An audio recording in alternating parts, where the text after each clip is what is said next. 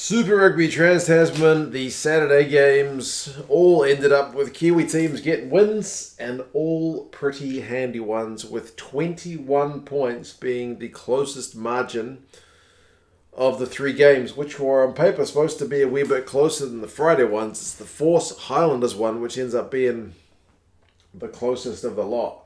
We'll go through the games quickly, some of the key events and thoughts and stuff, and what teams kind of ticked what boxes. And yeah, you guys can let me know your thoughts on this round of the competition. I will say the organisers have got to be a little bit worried about the disparity in the results thus far. It's been really, really lopsided. We're 10 from 10 with Kiwi teams. There's nothing you can do about that. That's just the state of being. But the competition badly needs some better results, and I think the two New Zealand crowds especially kind of reflect maybe a little bit of that lack of buy-in, at least on this side of the Tasman. The first game was the Blues against the Tars, and I was at this game. I was one of the people in the crowd, and the crowd was pretty sparse. You can have your pick of choice of the seats, because there were not a lot of people, and it's an afternoon game. It's the kind of game that you should be getting heaps of families at, and they were certainly treated to a show, man. Like, don't get me wrong. There were certainly some good tries on display. The Blues, I would say their execution was pretty poor at times. They missed quite a few chances. Christie had a big old line break, which ended up getting nothing. Akira and Blake Gibson combined for a line break, which ended up getting nothing. But, I mean, your man Bryce Heem, who, when he was announced to be signed for the Blues, my old man kind of looked at me and said, "Man, you're faster than that guy." He put in a hell of a shift, and he's looked good the last couple of weeks, man. Bryce Heem gets a hat-trick of tries, and I think he gets a try assist as well. He looks just genuinely pretty good. The Waratahs get 3 tries of their own. Gus Bell continues to impress around the park. He is one of the better props around the park, you would have to say. Jake Gordon still looks pretty sharp at times. His read for his intercept try, I was at the ground, and like I say, he was coming for that ball from miles away. He knew it was coming. Everybody knew that one was coming. Why the Blues still threw the pass, I don't know. But yeah, I mean, the scoreline at one point was 15-14 after the Blues had gone to a 15-0 lead. But it ended up being pretty lopsided in the end with 48 points to 21. A penalty try involved in there. Rico Ioane got 1, as I mentioned. Heem got 3. Robinson got 1, Eklund. Yeah, Parecki, as I mentioned, got 1, kind of buttered over for the Tars as well. But yeah, turnover ball, the Blues were just way too sharp, finding all kinds of space with turnover ball. Yeah, the Waratahs weren't helped by having a few guys like one of their locks got injured early, Douglas, and then Wetton had to come on after about 3 minutes, and then Wetton himself went off for an HIA. He did come back on, but yeah, Nawani Tawase had to come on early, so just, yeah, a bit unfortunate for the Tars. Nothing really went their way, apart from that little period where they got 14 points. Run meters finished 698 to 362. The Tars had more possession and territory, believe it or not, largely in that second half. It finishes 55 to 45 in both possession and territory, but the first half was Blues 62-38 and 68-32 for possession and territory respectively. So the second half, the Tars were mainly guilty of turnover ball, conceding those tries. The Blues, though, the Kings of the knock-ons, man, 6-1 at half-time. So I'm talking about blowing chances for the Blues. It finishes 8-2, so they sharpen up a bit in the second half, but they didn't have any ball to knock on, comparatively, anyway. Offloads finish 11-5, so the Blues don't mind that offload. Their lineouts at 75%, which is not good enough, but who am I to complain with a 48-21 scoreline? The Tars lineout wasn't much better at 73%, but yeah, Blues defense was a bit more solid, still conceded 3 tries. What boxes did they tick? Did they get a win? Yes. Did they show better defense than the Canes did? Because remember, the Tars put 40 points on the Canes, so they're a side that can attack. So the Blues did keep them a bit more contained. They still scored 3 tries, like I said, but it's a win. It's a bonus point win. It's better defense than the Canes. It's a small crowd, but there's enough to like about that for the Blues. They're sitting pretty on the log at the moment.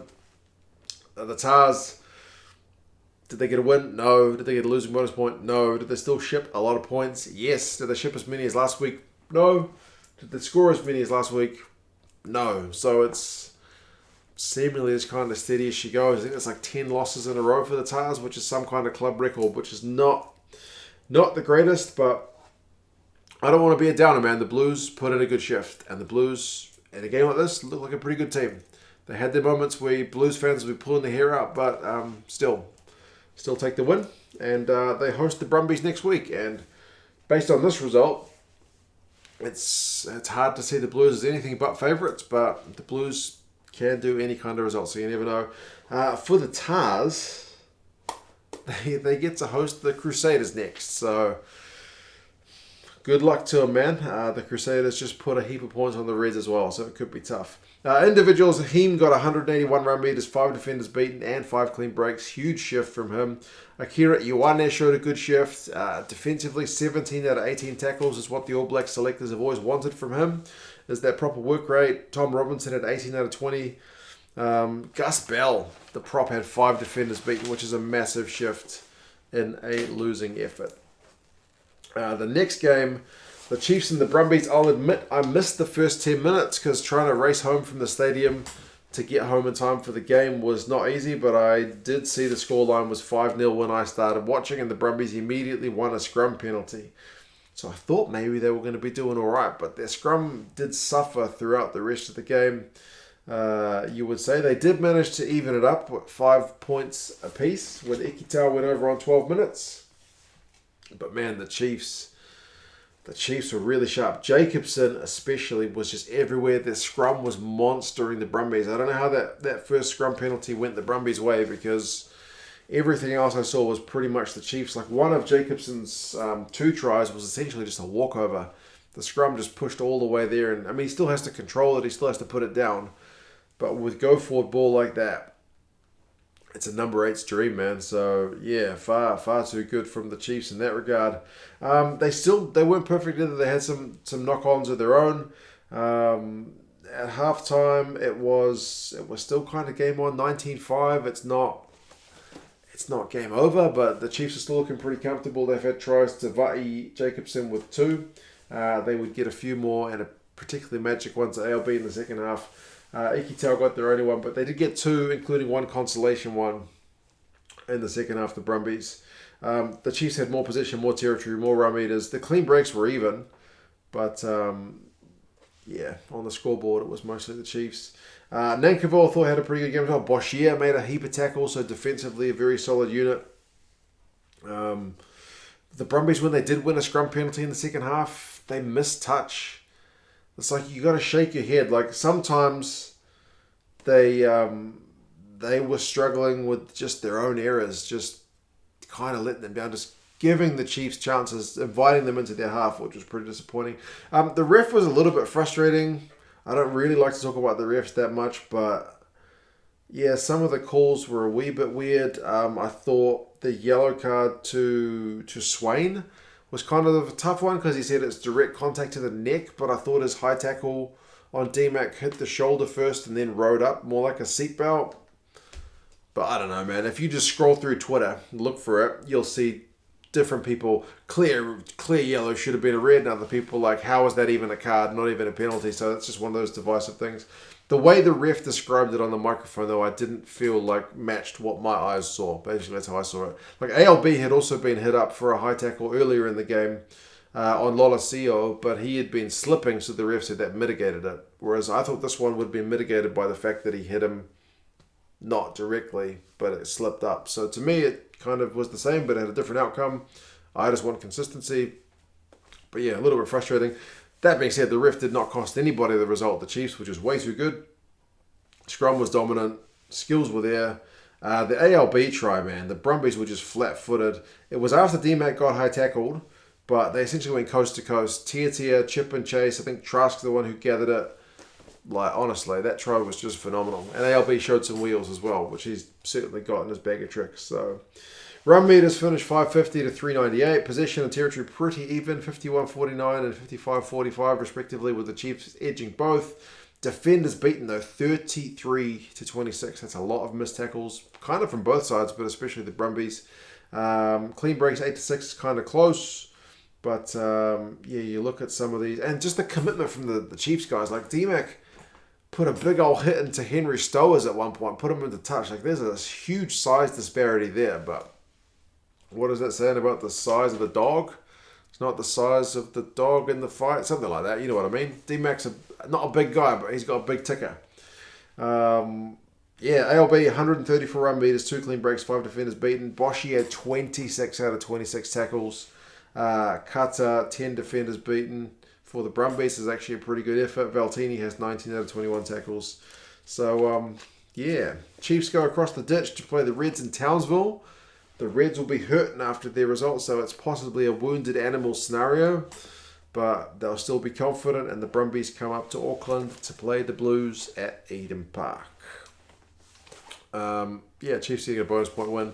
So certainly meet all their expectations. The Brumbies, the fact that they did not back up after pushing the Crusaders to the final whistle is very disappointing. The last one, speaking of very disappointing, this was the Battle of the Champions. This was the Reds at home with their guys back. And it was supposed to be a close game. A good crowd showed up to see this one. And it's 63 points to 28. Best crowd of the 3 games by a country mile, and it's an absolute hiding. Richie Mo'unga puts on a class show. He is absolute magic. I mean, if you're one of those 20-odd thousand people who bought a ticket to see your Reds play, you were at least treated to a masterclass from Richie Mo'unga. He is phenomenal. Gets a hat-trick of tries as well. Just pulls the strings for the Crusaders all day long. He is just an absolute magician. He's got some great guys around him. Ethan Blackadder puts in a huge shift as well. He's everywhere tackling, putting in good runs like all day long. Will Jordan was kind of, he's the guy you always talk about, but there were so many other guys. Sever Reese was everywhere, beats like 5 tackles. The Reds guys, I mean, Harry Wilson put in a good shift. But yeah, there was just too much going wrong for the Reds. The Crusaders were just finding stupid amounts of space, which is really, really disappointing. Didn't take long. Reese got on the board. Actually, Mo'unga got the first one on 5. Reese got the second one on 11. And then they got the third one to Grace on 14. So it was like the Crusaders were going more than a point a minute. The Reds did have a bit of a period towards the end of the first half where they actually came back into the game. They did get a try through McDermott on 36, which kind of stopped a bit of the momentum, and they were winning turnovers. They were able to stop the Crusaders' juggernaut for a while. But you looked at the halftime stats, clean breaks, like territory and position are kind of even, but clean breaks was 7-0 to the Crusaders. Like, you look at the tackle stats, they're fine for the Reds. Well, they're in the 70s, so they're not fine, but like, you'd think it'd be 50% the way they were conceding points. But 7 clean breaks to 0, man, that's not even a tackle. That's just guys in huge amounts of space. Second half, the tries just keep piling on for the Crusaders.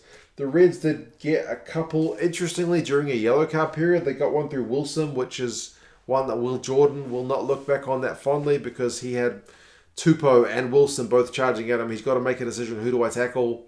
He just kind of stands in the middle of them, hoping that he's going to pass it, and he'll go for an intercept and maybe go down the other length of the field and score, but he doesn't pass it, so he just ends up standing there as 2 guys run straight past him. But, I mean, you can't complain too much if you're a Crusaders fan. That was one of the few moments where you guys look silly, because mostly they just look world-class. They got 2 quick-fire tries when they had 14 men, did the Reds, but the Crusaders still got a penalty try, heaps of pressure with a maul. Williams after a maul. Taylor got one in acres of space. That was Matele unselfishly getting an inside ball to him. So, I mean, Will Jordan actually got yellow carded at the end of this one for, I think, I couldn't hear because I have to have the volume so low when I'm live streaming because Sanzar is very protective of their audio. But I'm assuming it was him at the breakdown, either not releasing. Someone said he was not on his feet, but he looked like he was on his feet to me. Seemed like a pretty harsh one, but anyway. Brendan Poingham also got the consolation try for the Reds, but still 63-28, man. That's a very disappointing result in the scheme of things.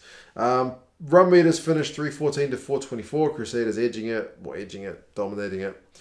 Possession and territory, the Crusaders 54 for territory and 52 for possession, so they beat both of those. Clean breaks finishes 11 to 3. So the Reds do get 3 in that second half, but that's kind of a small comfort. Mo'unga finishes with 4 clean breaks and 6 defenders beaten. 3 tries. Blackadder finishes with 77 run meters. He was everywhere. I mean, Harry Wilson has 87 run meters, 2 clean breaks and 3 defenders beaten, so he puts in a good shift, but in a pretty bad effort. Brad Thorne will not be a happy chappy. So, yeah. Lopsided results, man. I don't mean to be a negative Nelly, but these results aren't that good for the competition, are they? Like I said, that crowd was bad. I was there, and that crowd wasn't that much better. That crowd was amazing, but will they come back next week? I know it's in Townsville next week, but don't know. The Crusaders have got the Waratahs away, and the Reds have got the Chiefs at home in Townsville, like I mentioned. So those are the fixtures for next week. Crusaders get a bonus point. The bonus points are looking like the main targets for the New Zealand teams. They're not really opting for threes. It tends to be a thing, but yeah. You guys let me know your thoughts on the games. If you did manage to get 15 minutes and 55 seconds through this video, please drop it a like. It's very helpful with YouTube's algorithm. But yeah, let me know your thoughts. Where do you think the Aussie teams are at? Where do you think we can see a win from the Aussie teams? I want some close competitive games, man. And 20 points plus is not that. So yeah, we'll see what happens. Round 3. Maybe this is the one that turns it around. But anyway, off to bed, and I'll talk to you guys.